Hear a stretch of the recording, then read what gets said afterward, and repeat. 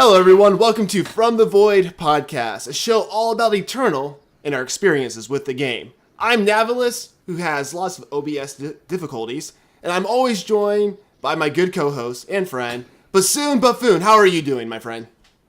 I'm doing great. This is the second time you've asked this question, and I had time to think of a better answer, and I just didn't. Why don't we just get to our guest? We have a very special guest today. This guy, this person right here, is a legend in the Eternal community. At least to me it is. We have Neon. Neon, how are you doing?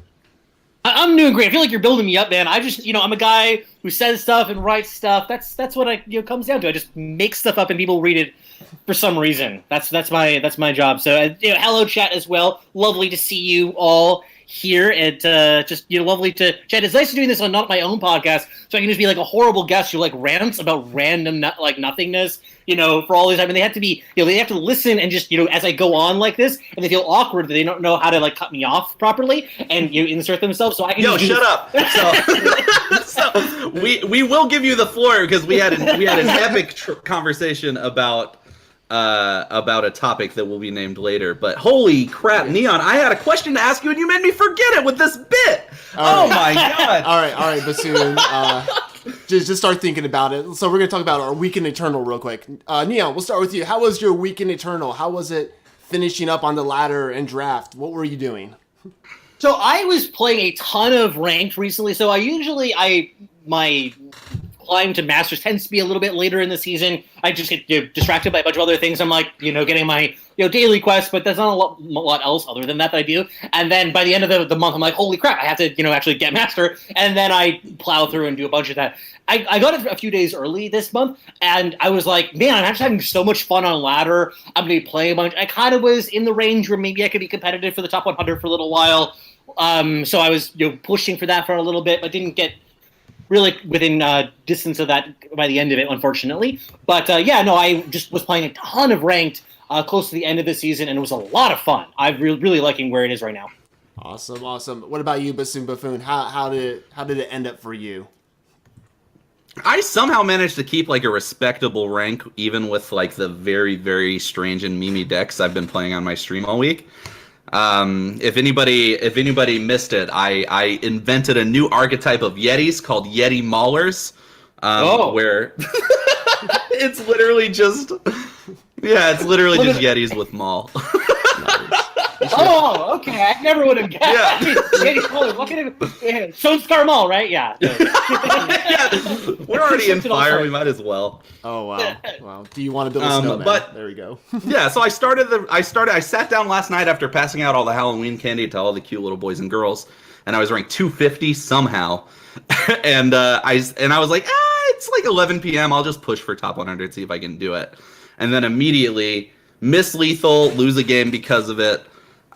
Queue into a friend who's Diamond 1, give him that game, and then lose to the card Harsh Rule in various 3-color decks 6 times in a row. So, cool. Nice. Ended somewhere around 450, and we're gonna collect ourselves and try again next month. Very nice. I finished around the 800 rank. I was just messing with stuff, seeing what I wanted to play for. Triple digits! Yes. Top 1,000. I don't know. That's like nothing. I joke about that. Anyway, but I was thought about pushing for top 100. I hit like around the 500 mark, and then life just got busy, and I'm like, I'm just gonna meme with Bassoon Buffoon and just gonna have fun. And so I was just messing with different things. Any deck that caught my attention, I was like, I'm gonna try this out for like 5 games and like lose all 5 games because I was just messing around and playing on my phone. But it was a good week. I enjoyed it. I am ready for this month of Eternal. I have some cool decks I want to play. So that was my week. All right, Neon, we're gonna give you the floor to tell about yourself a little bit. How did you hear about Eternal? Why you wanted to play it? So just go on, take the floor, and we'll jump in. Bassoon and I. Hold on, I want to get this started off right. We have not properly established the monolith, the god of content creation that we have before us on this evening. This is... Should I just go get a drink or something like that while you blow me up like this? If somebody was saying such nice things about me, I would be wrapped with attention. Neon is the creator, the originator, the one. The progenitor of A-Space Games, of Neon's Eternal Podcast, a prolific writer, a prolific gamer, golden child of our Lord and Savior Scarlatch. Wow. Rumor has it, the return of Christ, unconfirmed. But, how did we get from humble, simple beginnings to the legend of the Steve Buscemi lookalike that's currently on the From the Void podcast? You've deigned yourself. You've lowered yourselves to our podcast. Tell us, where did it all start and how did you end up here? So I started playing Eternal very close to the beginning of beta. We were actually discussing this just off cast. So like when I got started, it was right basically somewhat like one of the first waves of the closed beta invites. Basically, I heard about the cast. I've heard about the game from LSV and or Patrick Chapin in their respective podcasts, and when it was first opening up applications to be in the closed beta, so I was one of the first people to sign up for that. So I was one of the first people to actually get into the beta, which was wonderful. Since then, I have been playing continuously since the it would have been this like spring to summer of 2016. One of the things, for instance, that is an interesting statistic is I believe that that the only person in the game who has been master continuously longer than I have is Loco Pojo. That's crazy. Other than that, everybody else has had at least like one month or something like that as a gap, or that came in after me. But yeah, what was your first closed beta masters deck on Reddit? Like on first Reddit? time masters. Like if you. This is before Reddit because this is like NDA. Okay. This is NDA stuff. Oh my god. Like that. So closed Reddit. Oh yeah. What was your first masters deck? It was Rakano Aggro. I heard Rakano Aggro was buck wild in closed beta. So good. You did filthy, horrible things, Seabull, for like nothing. It was so cheap to put together. But yeah, no, it was a lot of fun. But I got into the content creation game shortly thereafterwards. It was actually after the Scions League in July. There was just Scions League is progenitor to the ETS. It was put on by some of the big names in the Eternal community back in closed beta. First event that we had the permission to stream of the game. And so it was Pepper was the guy who I interviewed for it. If you can go back and listen to it, the audio quality is just like embarrassing. It is horrible. Truly atrocious. So that was my first interview for the game, first time doing podcasting, because I was obsessed with podcasting even that far back. I've been like listening to podcasts for years now. I have I have well over a dozen podcasts that I listen to like regularly on a weekly basis. What's your favorite comedy podcast? Podcast, I Love It or Leave It. I don't really actually listen to that much comedy podcasts for the most part. I'll pick them up for like a little bit and then I'll switch off of them. I just kind of cycle through them really quickly. Love It or Leave It. I've never heard of that one. I will look into it. Yeah, it is politics / comedy. Okay, we tend to agree on that front, so I think I'll like it. One maybe that also is Batman on Batman, which is Kevin Smith's podcast that is also like nerdy pop culture stuff. With some comedy stuff as well. So those are the two that I would listen to that are the most comedy centric. But anyway, doing it back then probably what started me off on writing was actually my interview with Patrick Chapin. Okay.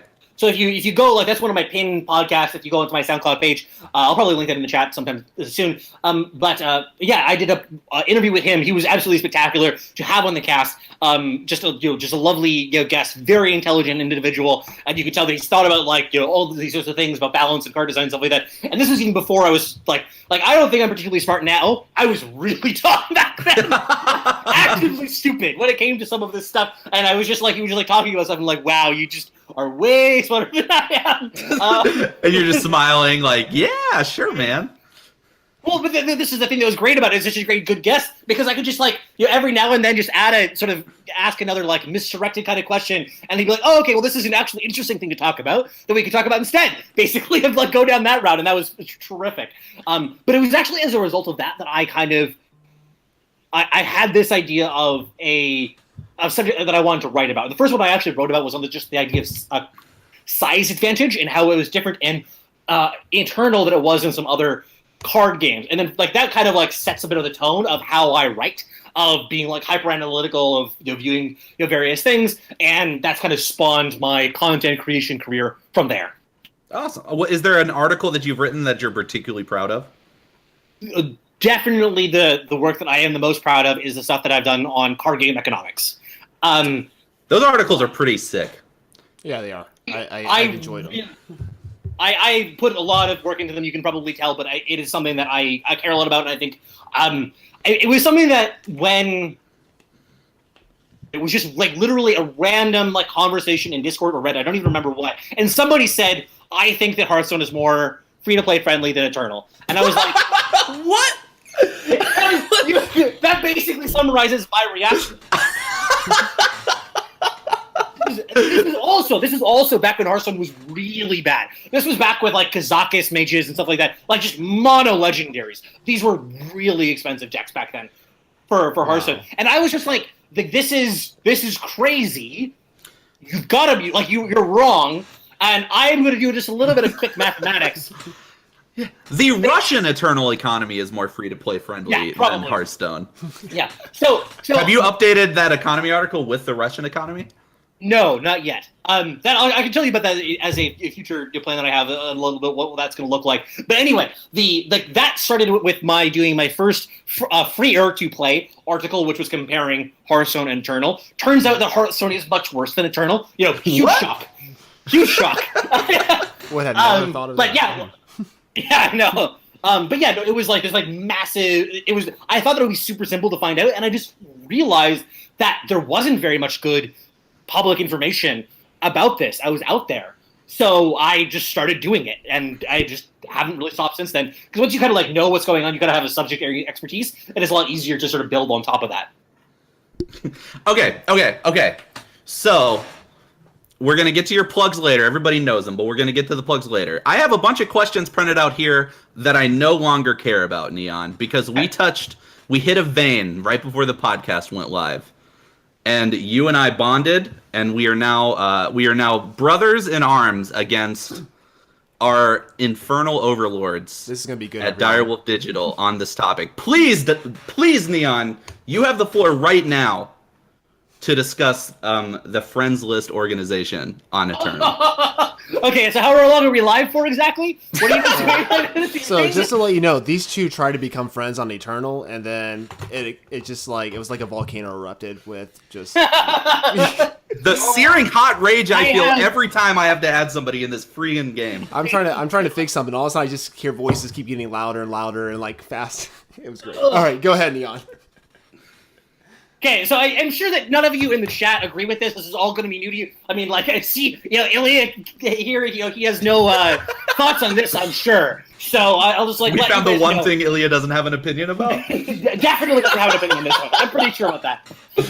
But the thing that I would say is, especially anybody who has any contact with competitive Eternal stuff, it is, like, just miserable to use in like a bunch of different ways. Limiting to 100 people is absurd. This is like what year is it, guys? 2018. You're limiting it at 100. Why are we limited at 100? What is the point of that? Anyway, okay, so that's one thing.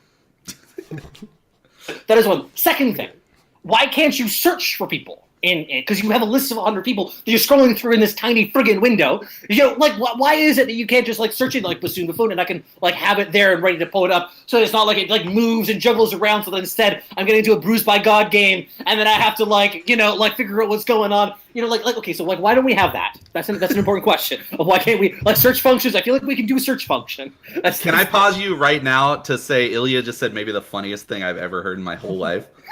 He said, hey, this is the only place some of us have friends, and they cut us off. That's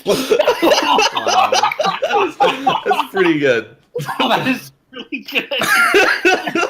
All right, back to our regularly scheduled outrage. Okay.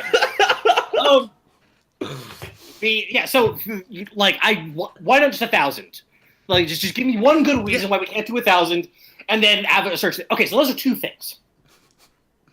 Number 3, Neon. Number 3, why don't we have any function that we can share deck lists within our chat function? Ugh. Export deck list functionality in the client, through the chat thing in order to input it into your deck list. Like, that just feels like an obvious thing they should be able to do, that if you have a friend who's like, or like somebody adds you after the game and being like, hey, that deck was really cool. Mind if you share the deck list with me? It's like, oh, I hope you have Discord, because that's the only way this is happening. Hold on, I'll be right back. I'm going to make a Reddit post about this conversation. Sorry, I have to go. It took Hearthstone. To Warcry, link you to the store format, Neon, except you can totally not click links in the client. So, Neon, then I do that, and then I give you the name, and then you can search it up in Eternal Warcry. Obviously. Neon, it only took I think it took Hearthstone 4 or 5 years to get that feature, so we still have a couple years. Sure. So, okay? Give it more time. Give it more time. Give it more time, okay? Go ahead. So that is one that I cannot fathom a reason why that isn't a thing. Like, and then here is another one. So number 4. Number 4. Okay, why can't you chat WoW in the queue? Or why can't you observe in the queue? But just chat. Let's just focus on chat. Why can't you chat in the queue? Because you're like, I mean, I love the little lore tidbits and the art, like, it's all nice and stuff like that. I would rather be able to continue a conversation if I was having one while that was happening. Like, that feels like a nice, fun way to bond with people while we're, in queues. Like, From any of our 100 friends, we can just have a nice little chat with while we're in the queue. My favorite. Okay, the one benefit of that setup though is you get the salty friend request after a win, right? You accept it, and then you queue another game. By the time you're in the new game, you got a little treat waiting on you on the other side. That's happened to me a few times. Yeah, I've gotten a couple of those. Those are always great. I always post those on my Twitter and stuff like that too. Just give me all of those, buddy. I have no shame in sharing that business. See, I keep on getting people. I keep on getting people who add me after a game, and I'm like, oh man, I bet I'm hoping that it's some salty SMB, and they're just so nice to me.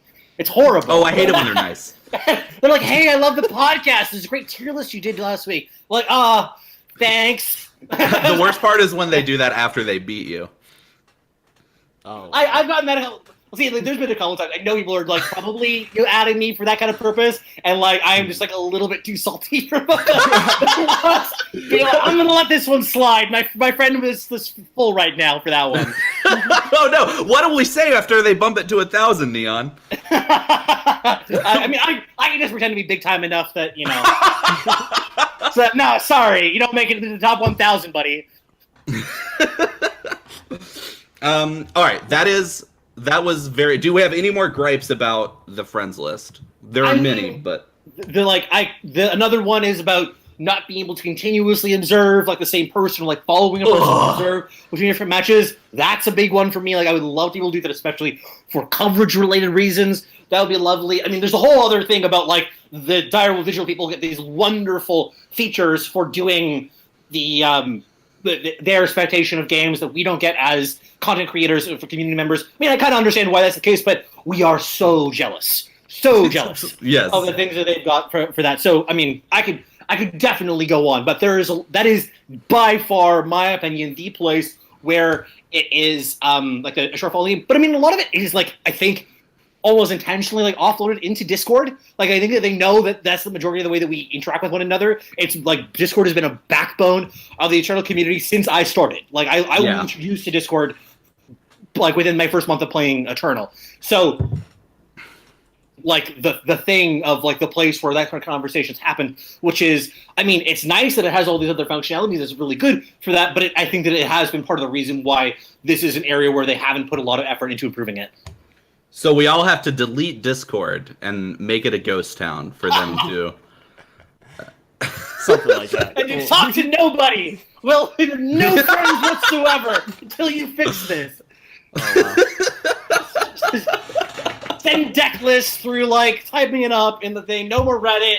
No more Eternal Warcry. Yeah. No more Eternal Warcry. We have to send U.S. Postal Service mail to share deck lists. I'm going to type them out and print them. Well, that'd be pretty bad because Direwolf Digital would have to make a magazine or something. Imagine how that would be, Direwolf Analog is their new name. Going back, boys. I love it. Okay. I think we have mined that vein of rage and seething hot passion for as long as we possibly could. Navalis, I think you have some little newsy tidbits to talk to us about. Yes, Direwolf Digital has given us a lot since it's the end of the month, and it's actually now the first of the month, November 1st. So the first thing that we have coming up is we have a new story chapter, chapter 24, petitions. Okay, so I'm not going to spoil anything. If you like the lore, definitely go out, check out Manton Man's Oath book series that he's doing. So he's been talking all about this, and he's pumped that there's a new chapter out to get into some some tidbits that we've some characters we haven't talked about for a while. So go check that out. That's on Direwolf Digital on their website. You can go check the story out.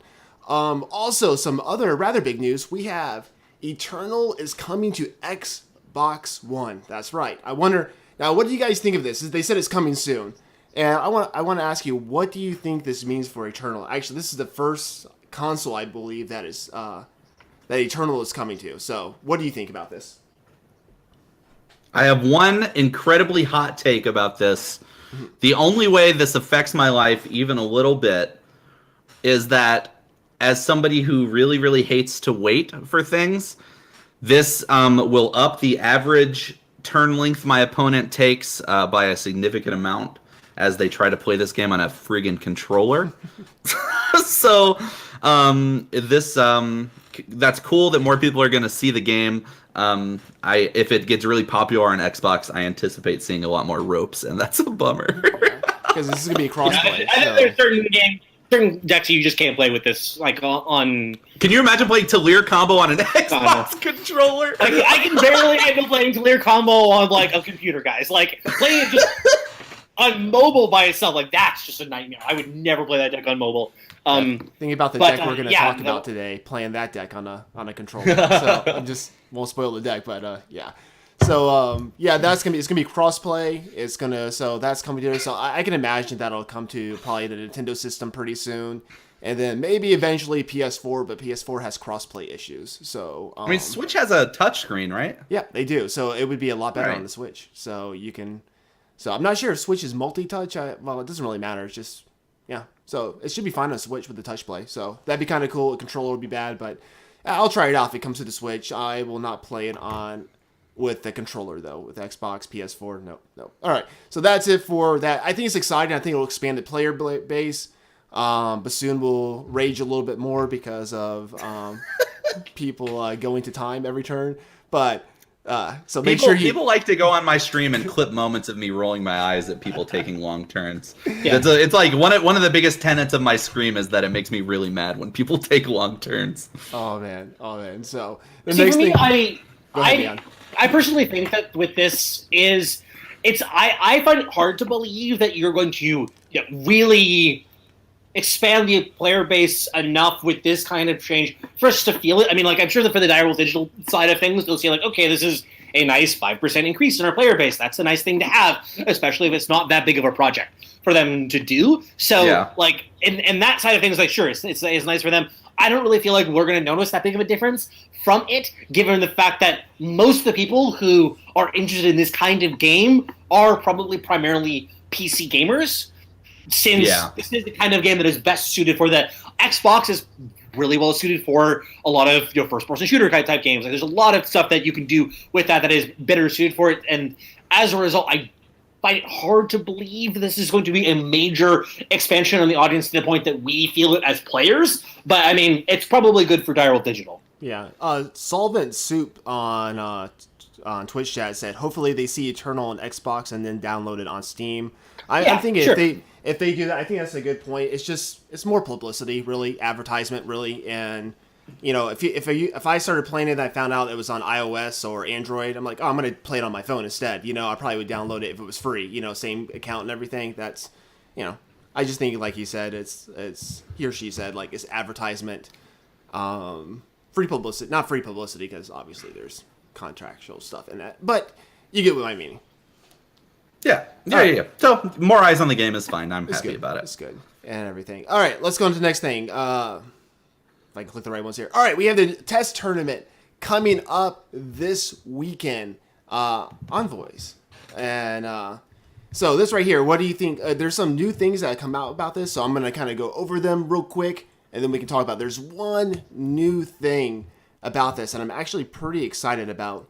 It's in the qualifier section on the website. It says all players across devices can participate in this event. That's really cool because you can play on phone now, on mobile, on Steam. I think that's really cool. The qualifiers begin this Friday, November 2nd, and on Saturday, November 3rd at 4 p.m. And then, let's see here, I'm trying to figure. Okay, this is really cool. Each run consists of 7 games with the same constructed deck. Win or lose. Your first 4 runs will determine your position on the event leaderboard. And this is the part. The top 64 players from the qualifiers will progress forward to the finals. And the cost is still the same, 300 gems or 4,000 gold to enter. What do you think about that? That right there is huge because the past couple times it's been top 32. And it used to be just 3 runs. Now it's 4 runs and top 64 players. So I'll let you guys. Who wants to go first and talk about that? Because that does have implications for records. Go ahead, Neon. I mean, I think that this is really, really cool. I love that this is all happening. Unfortunately, I can't really participate in them in very much myself because I tend to record one of my podcasts on Sundays. So it just doesn't work with my schedule for me to be able to participate in these. But I really like it just as, having more content that is being produced by the Direwolf Digital team, which is absolutely top-tier quality whenever they're doing the broadcast. It's spectacular, and I really love watching it. I tend not to catch it live, but I follow it up later, especially if we're doing my Game of the Week type of material. So absolutely spectacular stuff that's going on there. In addition to that, I love to have all these deck lists, too. I know that taking information from these deck lists from the top 64 or the top 32, there's always a little bit of a question of were these the decks that they played while they were playing it? What exactly do we make of this kind of information? But I think that it's still useful information to have out there. The more of this kind of a little bit more crunchy and a little bit harder, I absolutely love. So in that respect, I think that this is. I think that with 64 slots, there's going to be a wider range of players who have an opportunity to do this. I personally would kind of like it if they. In the future, when they're actually doing these kind of for realsies, is being able to switch up the times that it's happening a little bit from week to week, because it is something that I am a little bit concerned about players who are coming from other regions where the fact that it's always happening in this particular time that is very North America friendly, but may not necessarily be friendly to other areas of the world. So it would be nice to see that change from week to week if they were able to do that. I know that that's still a bit of a constraint, but still, I think that overall, though, this is very cool that they're doing it, and they've been doing so many of these.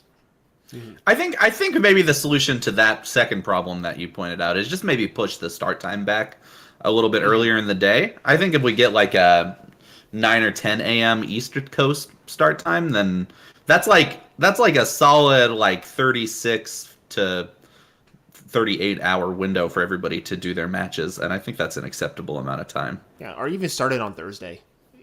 Just push it back a little bit. I don't know. And so I think maybe giving an extra day for all of this, just to people to get their games in, could be a good thing too. The problem with the really long window for these kind of qualifiers is that once you get into maybe Saturday afternoon or something like that, what if it's a ghost town and it's kind of you need it to be somewhat compressed, I think, for That's it to true. be That's for quality matches to happen, to get a really good look at who is actually playing in the qualifier, I think. Does that make sense? Too.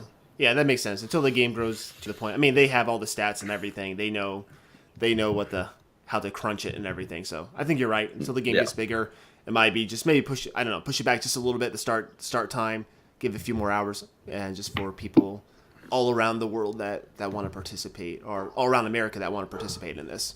All right, the next thing. So Missing Toes actually has a good point in the chat. He says we still need rules. We need to know how tiebreakers work. We need better transparency on how these things will be taken seriously. I think that's important, especially when we get into the ones that are actually real qualifiers for the worlds. That's happening for these ones. Still understanding these are kind of just for fun tournaments. I'm fine with it, but I would really like to see that when we're getting to these more serious ones, and especially like one of the ones I was also talking a bit with Cranky Panda a couple days ago, because he was one of the people who contributed to my tier list, about his experience of being in the top 32 of the previous event. And one of the things that he said is that they actually showed the deck that he used in the qualifiers stage on the stream at some point. And this is the only decks that they did that for. Now, he wasn't playing the exact same deck, he was playing a similar deck. But, it's something that the rules around showing that and streamlining how that's going to work is, I think, something that's important, because in that case, it was something that he's playing a bit of an unusual deck, so having that information being shared might be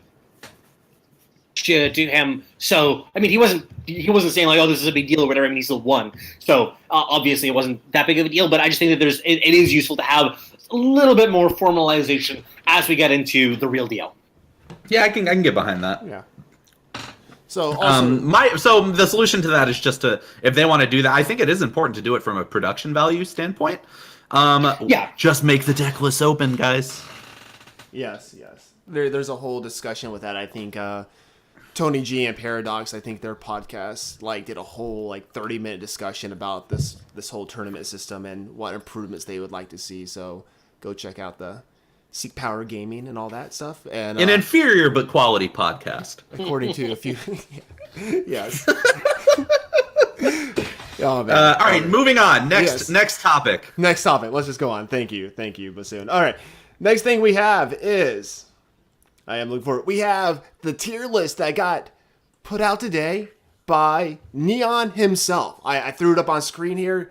Neon, let's talk about the tier list. For going into the new season here, for people to climb with. Bassoon wanted to talk trash about this, but I largely agree with it. I don't want to do a rundown of Seek Power Gaming's tier list. This is content that should be on his podcast and his website.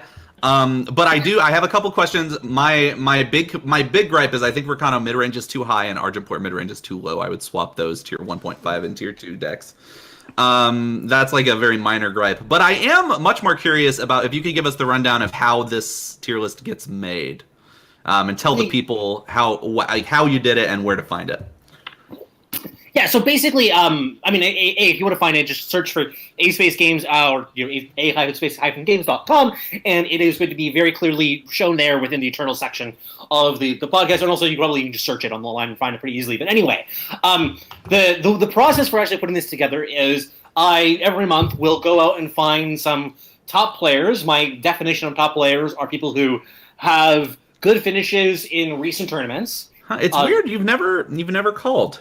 That's really interesting. That's really strange. Getting around to it. I can't just, there's only a certain number of people. There's so many qualified people around there. But anyway, one of these days, Bassoon, we'll get you on there. But I actually specifically go through who is top 100 right now and who had a recent good tournament finish. Because also partly that I actually prize is recent ladder and competitive experience, because if for instance it's somebody like Rhino, I really appreciate his technical play and stuff, and I know that if he spends a week or two playing seriously, he would probably be able to get to the top of the ladder if that's what he wanted to do. But he is not playing ladder seriously on a day-to-day basis like the way that a lot of other people are who are in the top 100. So I tend to try to pick up people who are very active in that sort of capacity, and then I just send them a survey. And what I do is I don't even let them communicate, or I don't ask them to communicate with one another. You lock them in a room alone. Yeah. I don't know if they actually communicate with all of them. I don't imagine that they do. The survey of what do I think the tier is for each of these decks in both popularity and power level, and then I just average out the numbers for it and create a hierarchy and then divide it into whatever logical chunks make sense for highest to lowest. So in this case, Haunted Highway and FJS mid-range / control were far and away the best decks in the eyes of these players. Yeah. Mm-hmm. Really shocked by from the ratings that I got from the people that they were unanimously rated as tier 1 by all of the players in this ranking, which has actually never happened before for it. So that's really, really interesting for it, that it was very clearly they're tier above everything else. So and which should be reflected on the ladder too. They're very popular on the ladder. Yes. definitely agree. So Neon, we really appreciate you putting out the tier list. I always look forward to it when it comes out every month. I know. I think the only ones that are doing tier lists are you, and I think Team Bringstar does one too. But I really appreciate it. It just kind of helps new players, especially because I get questions all the time from people coming in like, "What decks do I play?" I either send them to Eternal Warcry, send them to A Space Games, or send them to Team Bringstar. So I kind of I'm like, go check their articles, and also Seek Power Gaming Eternal Titans has some good like new player articles also. So I want to give you a shout out to those guys too. But I like when a tier list gets released because for the next couple days on ladder, I can just look at it and say like, well, this is what I'm playing against, and then it it kind of makes my experience a little more predictable. Anytime ETS happens anytime the ETS top 8 lists get like posted on like Saturday evening or even on or like Sunday, I'm like, okay, I'm gonna look at this real quick. I'm gonna metagame now because I will see all 8 of those decks at one point if I play like 20 games. So definitely. So I think that's actually one of the things that I always tell people about this is that this is a resource for people to use how they see fit. Yeah. For me, putting this out there as something like, can I actually tell people for sure that definitely the thing that they should be playing to beat the ladder is Haunted Highway, for example. And I can't actually say that. What I can say is that well, no, I mean, like, it's something that, like, there's other information about, like, what do you have in your collection? What is your preferred style of play? What are you actually seeing in your niche of the ladder? This is just something that these players have said is good. So that, for instance, if you have a good idea of saying, like, okay, these are decks that are being really highlighted right now, I want to counter that. That's something that you can do with this. Or you can say, this gives you some ideas of iterations and improvements that I can do on my decks. That's also the information out there for you. I don't think that this gives you very much great new information for somebody who is an active ladder player who's at the top of the ladder every day. They kind of see this and be like, okay, maybe these are going to be decks that'll be, I'll see a little bit more of for the next couple of days. But that's not even necessarily where the top of the ladder sort of functions. Like the top of the ladder, the metagame churns really, really quickly. So it's hard to get like that kind of like super meaningful information, especially for like something like this, because like in that context, this will kind of be pretty irrelevant in a certain way. But for further down the ladder, for people who are just like, I just don't know what I'm supposed to be playing, this is incredibly useful for them. I'll be able to say, okay, these are recommended decks that are very strong and are good builds of the decks. I can start from here and see what works for me. Yeah, that makes a lot of sense. So do you ever get tempted to abuse the power you wield, Neon? Yeah, do you ever just queue up old Microsoft Word and just type the word "Shimmer Pack is back, baby," and just like hover over the publish button? Yes. In chat. In chat, Kingbreath says the tier list is just a conspiracy to make Neon's rank easier. So I will not name names, but people have accused me of doing that kind of thing. Particularly, it was with my event primer articles. Like, I've gotten that a number of times. Where people are saying, like, oh, you're just giving these out to trick people into playing this so that you can win the events. Hey, you wildly misunderstand what my life is, friend. That I am here just conspiring, like, yeah, I'm going to get that top 10 in the event. I'm going to stake my credibility with the eternal community getting top 10 of that event. No, those 20 packs are mine, idiots. You don't even know. But, this is a giant conspiracy there. But yeah, so then that happened. There was somebody who literally accused me. He's like, clearly this is just a conspiracy of it. And then people have to realize, and there's like, oh, I'm top 10 in the event. I took Neon's deck card for card, queued it up 3 times in a row, got top 10. How does that taste? So that is something that's actually happens to me like multiple times, and it's hilarious. It's like you just I have no idea what you think my life is like, but it is wildly different than whatever you're expecting it is. I legitimately just I want people to be able to enjoy the game, and I just there are a lot of people out there who don't know what to play. Hey, so if you want people to enjoy the game, why did you tell everyone to play Oni Ronin on turn 1 against me in the event over the weekend? They're having fun. I don't know about you, but what person's having fun in that game? But at what cost, Neon? I'm queuing with cockroaches because it's the weirdo event, and getting beat on turn 4 by double finest hour on a Oni Ronin, and I just shake my fist to the heavens and scream your name. Yes. All right, let's move on. So thank you, Neon, for doing the work with the tier list. We really appreciate it. All right, we are going on to our deck of the week. Now, this deck is, I've been so busy I haven't paid attention to like some past ETS results, but supposedly this came in like second, this deck did, and then it took first place this past weekend. So it showed up in the top 8, and I played it some, and it's a fun deck. It's actually pretty good. And so we're going to throw it up here. That's a trip. Yes. This deck was piloted by Almost to first place. It's called the Almost combo because I can almost do it every time and never do it.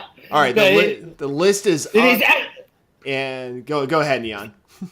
So Almost is the player who actually has pioneered this deck in a number of the ETS events. So he did have a top 8 with this a couple of weeks ago, like in mid-October, and then I kind of didn't take it very seriously back then. And then it came and actually won the most recent one. And I think since then people have been taking this a lot more seriously. This is the West-Wind Herald Combo Deck. Mm-hmm. Yes. Is that West-Wind Herald? If you have Mirror Image in the Void, you have the Iceberg Scattershot in play, and you play West-Wind Herald either via copying or just by playing it raw, you can create an infinite loop, or quote-unquote infinite loop, where you play the West-Wind Herald, bring back it triggers the Iceberg Scattershots to get the Infiltrate trigger, you get the Mirror Image, you copy the West-Wind Herald, the new West-Wind Herald triggers the same loop, and then you're able to fill up your board with 2/2 flying Aegis units. So the deck it's a combo deck. It doesn't actually have like a one-turn kill type of phenomenon.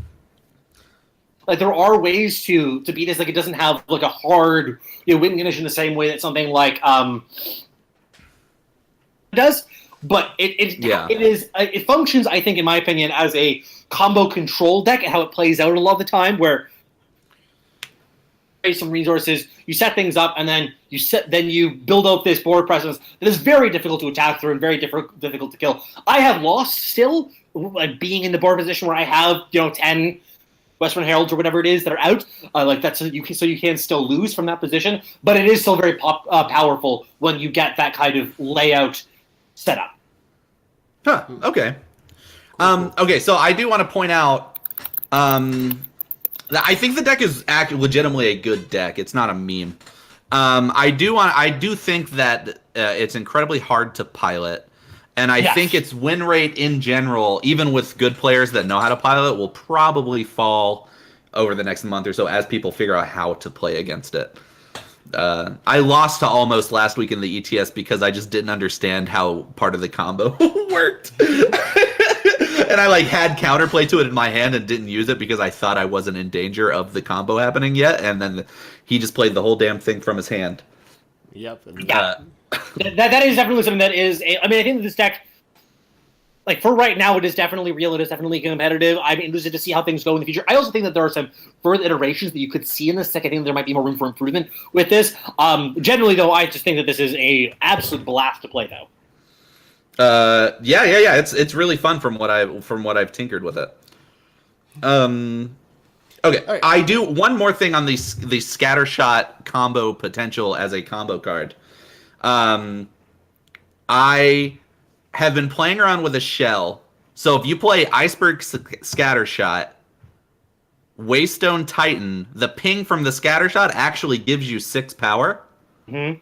And then you play Mirror Image on the Waystone Titan, get another 6 power, swing, get 12 power.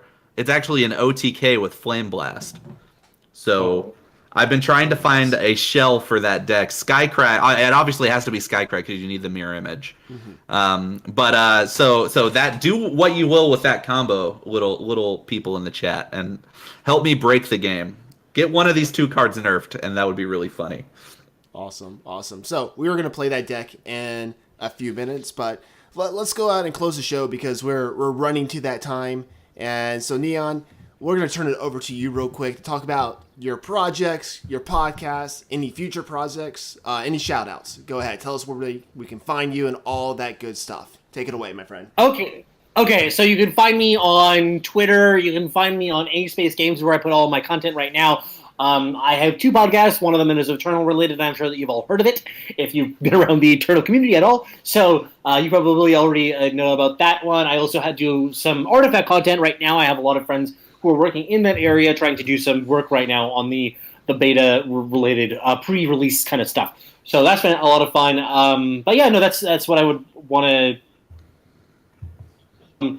I don't know what else to say. Other than that, I mean, also follow the A-Space Twitter. Also, they have a contest that's going on right now as well that you can win one of the mouse pads that we have right now that are just coming out. There's going to be some coming out tomorrow. Follow me on Twitter and you'll be able to see that when those goes live. And they'll be on my Twitter as well, of getting a link to that contest.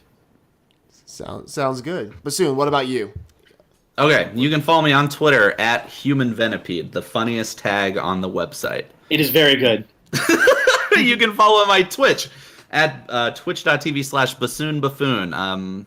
I've been streaming a lot more recently. I stream a lot of weekday mornings, and every Sunday night is my current schedule. The one last shout out I want to make is I am currently on a holy crusade for Direwolf Digital. I've been banned from the chat. I tried to post it. I want my dog made into an Eternal card.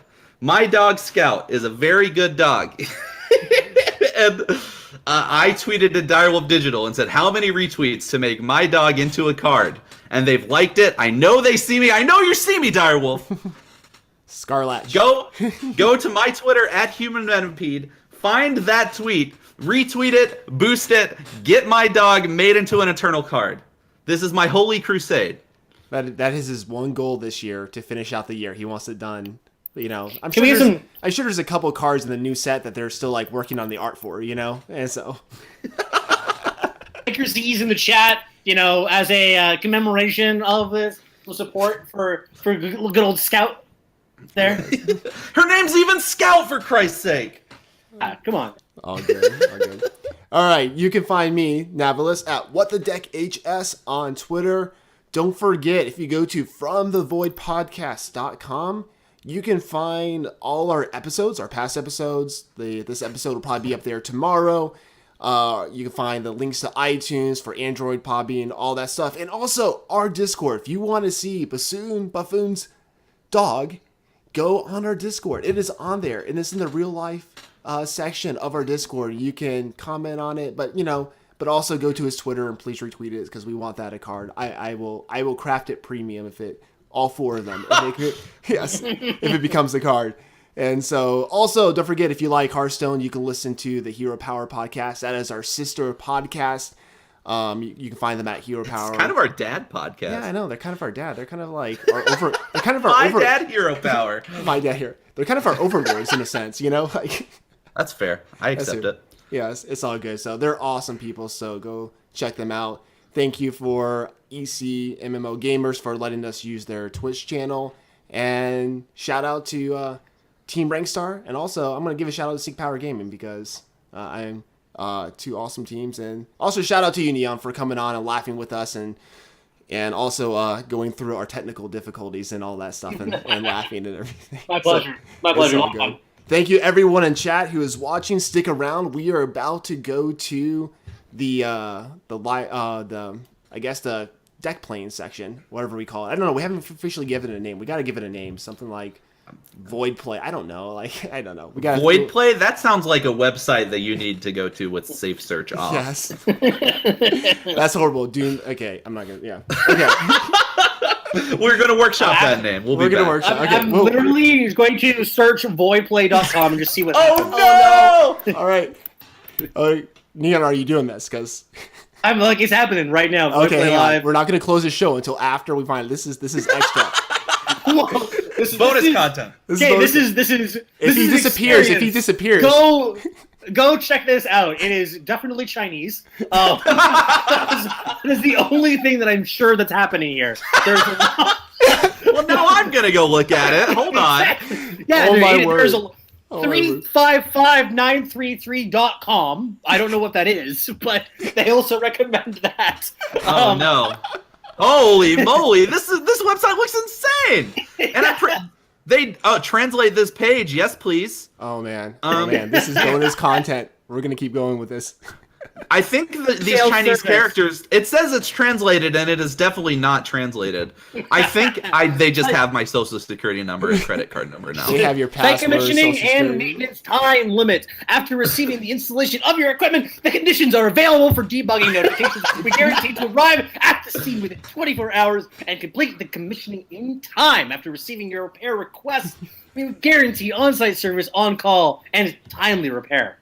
Wow. All right. Wow. There you Welcome go. to That's, voidplay.com. you know what voidplay.com is. So thank you for listening. Voidplay.com/index.html where the business Oh. This has been the Eternal from the Void podcast. Later, everyone. Oh man. All right. I'm gonna get Eternal started up here. All right. If you're in chat, just hang on a second. Yeah. Give me. Gotta throw the logo off. Are you brave enough to search voidbound.com, Neon? Ooh. Big dot. Voidbound.com. Oh my God, he's doing it! Just what's the worst that could happen? I mean, probably should have done the welcome to the server manual.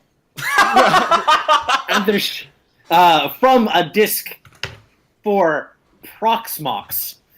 So by logging into Proxmox web client, select your node, then select shell. Run this. This is definitely a virus. It's down here. Proxmox is like a pretty sick tag, though. I could imagine that being, an MTG tag of some sort.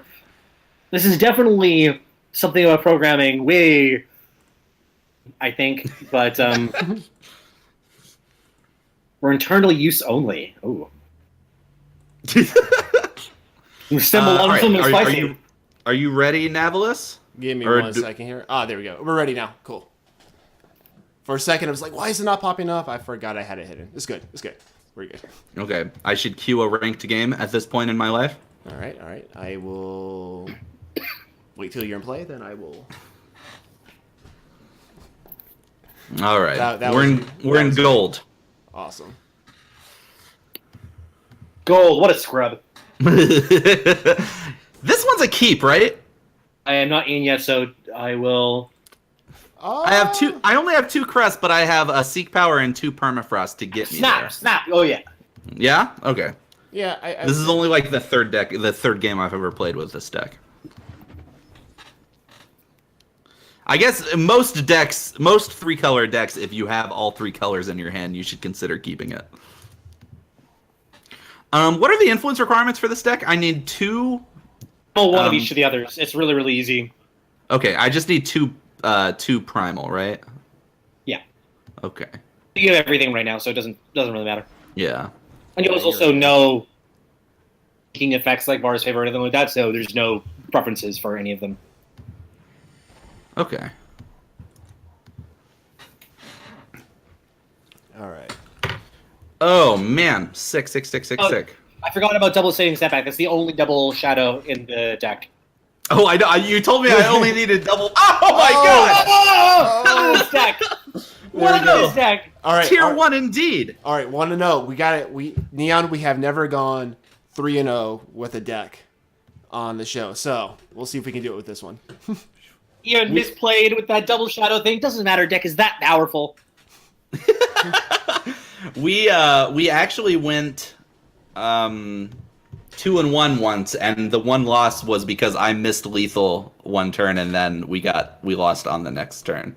And I went 2-1 once. I was with Manton Man, and I tried to make my opponent discard while he had Aegis on his portrait.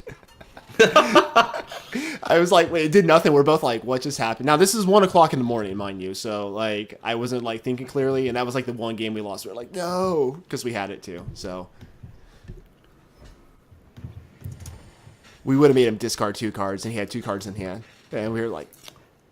Then he promptly proceeded to tutor for Ikaria, I believe. So, I should have Diplo sealed for fire there so I could quarry this turn, huh? Yes, now you can set up for the strategize up that you didn't. Well, okay, that's fine too.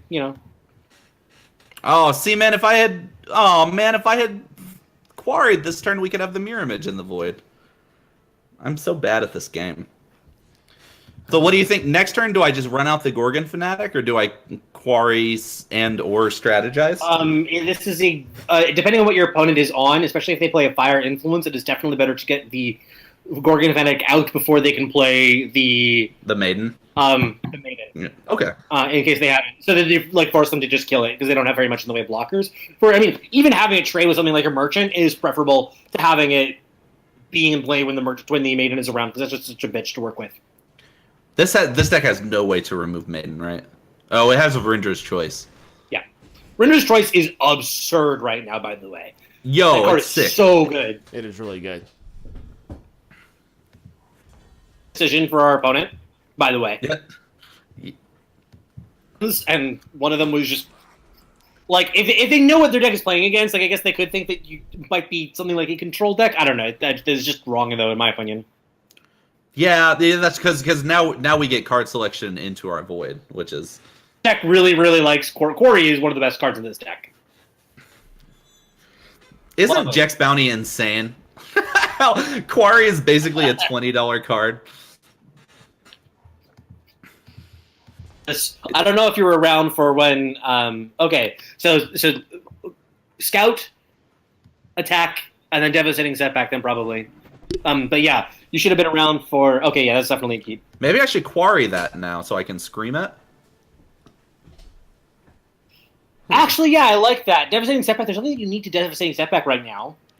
I agree. Okay. Cool. So now I just take the Seek Power, get that in my Void. Is this too cute? Am I being too adorable for TV right now? It's very adorable. I'm not sure whether it's wrong or not as a result of that, though. Interesting decision, though. I like. Very powerful hand. Yes. We can work with this. Yeah, I think this is fine. We have removal for Maiden now. We can Devastating Setback and kill a Maiden on our turn. That's a good turn. Yeah. Oh, just the drawing a card. That's good. Please give us more time. Oh, baby. That is the... Okay, so we're definitely not playing that out this turn. That's the card that we want, though. So we want to just do Devastating Setback right now for their hand for any fast removal, because the idea is for next turn we get the mirror image the Merchant, and then get the West-Wind Herald. We get rid of the Quarry because we don't care about the Slay this turn, correct? Let's see what's in their hand. It's just Quarry and Slay. We don't really care about. Yeah, that's another thing We don't we care should have about talked the Slay, about yeah. with the spectating, about when Quarry and Devastating Setback, cards like that, we can actually see the opponent's hand or see other stuff, because we can't see that, or I can't. Yeah. Yeah, that's an annoying thing. Okay. So next turn we can. Okay, so actually we Merchant, we get this Haunting Scream, then we mirror image it with the mirror image that we have in our hand, and we get the West-Wind Herald out as a result of that. And that actually sets up for a kill next turn. Oh, Turn afterwards. sick. Oh, nice. That's you Nice. saw the line. Yeah. This is why neon is neon. Okay, and then mirror image. Oh, okay. You I don't. Power is the only and not power, not the honest stream. I think either of the other ones, probably Render's Choice. We already. Well, I guess we can't play the Render's Choice this turn anyway. We already have a mirror image in the Void, though. The mirror image, though, is good in case we have some reason that we have to rebuild, like if they do interrupt us. Okay. Choice, what do they do right now? They play like Rizon. Like, we don't have your idiot angel dude. Cool. Okay, so then next turn, the combo is you place Haunting Scream for the Scatter Shot, and then West-Wind The order Herald, that we and play did those it. in? What is the order that we play those in exactly? Haunting Scream, Yes. then West-Wind Herald. Oh, okay, just wanted to double check. Unrelated. I just like to verify these things, you know. For no particular reason. I don't know why you would think to even ask that. Our opponent here is all about, like, well, I have no idea what's going on over there. I'm just going to draw some cards. It's having a blast. I love it. The only really big bummer here is that they get a window to torch the scatter shot here. It didn't look like they have a. No. Okay. Yeah, they're just dead. Okay. I've never also- performed this combo before. Sure that you don't go over max of the number of units, because that allows you to do something like quarry at the end as opposed to mirror image unnecessarily. This is not a combo that takes a lot of time, so kind of slow down partway through and then make sure that you do the correct number of them. A coward. I haven't gotten to perform the entire combo. Guys, anything could have happened, okay? Like, the game was still going on. Who knows who's ahead? Yes. Anything could happen here. Oh my god, 2-0, this 2-0, elevator here never we go. stops. Last game. We got to get this. Oh, and if I win, I get a silver chest, guys. Okay. Money. Let's look at the real important parts of this. Then you have a higher chance of upgrading to a gold, and that's just like... Oh, Ilya made a good point. Since we had a Gorgon Fanatic in the Void, we could have our last mirror image could be a Scream, so we can draw 3 more cards from the Gorgon Fanatic. I have 2 Gorgon Fanatics and 3 power, but none of it is fire. Can I trust my deck to give me fire? Have a scout at the beginning. I'm gonna keep it. Fortune favors the bold, Neon. Fortune does favor the bold. Where have I heard that before? Most people right before they lose. Yes. Hailstorm. Probably not, right? Top. You want to keep it? Okay. Yeah, the reason that I top is because if you're against the Scream deck, you really need the Hailstorm. Yeah, the Haunted Highway. Oh, okay. I just assume any Stone Star Crest is an FJS deck. Yeah, so FJS, I think, is a much better matchup, especially given this hand. So, given that, I think that the Hailstorm is a good hedge against if you are against either Stone Scar aggro or a Scream deck. That seemed ill-advised. Putting that into your Void, yeah, that's... Yeah. That's where I want it to be. Greatly misunderstanding what's happening here, but, you live your life how you want to there, friendo. Do I get rid of Feeding Time? Maybe the Torch, since we don't have fucking fire? Oh, damn it! That's your one, buddy! That's your one! No, that's my one! Yeah, no, get rid of the Torch. Wait, tell me what to pitch. Because okay. have the Hailstorm, because the Hailstorm sort of covers for it in some important ways. Yeah. Oh, man, I can't believe I blew it on Scattershot combo. Wow. Well, it was a YouTube video section, so that may be... he may let you slide on that. Can I draw cards? I just want to draw a bunch of cards, right? feel like playing out the Gorgon Fanatic that's in your hand right now, because he's got a bunch of power up, maybe force him to play a blocker. Yeah. Kind of like now we uses can... your power better. Oh, there's a Torture-Rooney there. Oh, no! What? It's been this the whole time. Doesn't surprise me. Holy moly! We got about this! Oh, God! We got! Ben did this to me last night, and it hurts so bad. Wow. Okay. I'm just gonna put this man... Oh, I can't put my mans out. I scream right now. Just scream. Alright. Let's get that icky, sticky torch out of their hand, yeah? That did not feel good. No. Ooh, boy. Alright, well, that's gone now, at least. This is one of the things that is the worst about this deck, is that it has very serious problems with madness, which is kind of a... Our friend is playing into Hailstorm, which is very kind of him. We're very tricked right now, though. Cool. Wow. Great. Where is So I just Hailstorm this, right? Yeah. Probably do something like Dark Return their champion, and then we can British twist it. It'll be great. Man, didn't they know that Manu-S cut the Devours from this deck and it doesn't, like, they shouldn't play them anymore? People say that, but I don't know about it. Man, Devour is a great card. I love that card. It's a fun card. Yeah, the Devour's sick. I think the deck should run some number of Devours. Especially with Permafrost being so popular right now. Holy moly. Alright, I'm going to Render's Choice this. That's incorrect. The reason you're supposed to do it for the other one is because you can feeding time the Vicious Highwayman, and they both do the same amount of damage on this turn anyway. Yes, okay. I did it to avoid the Warcry, but you're smart and I'm wrong. That makes a lot of sense.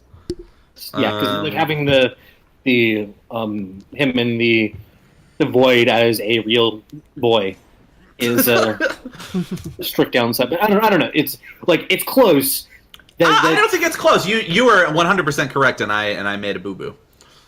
It's okay. You don't have to hedge against me. I can take the criticism. Hedging. I adore hedging.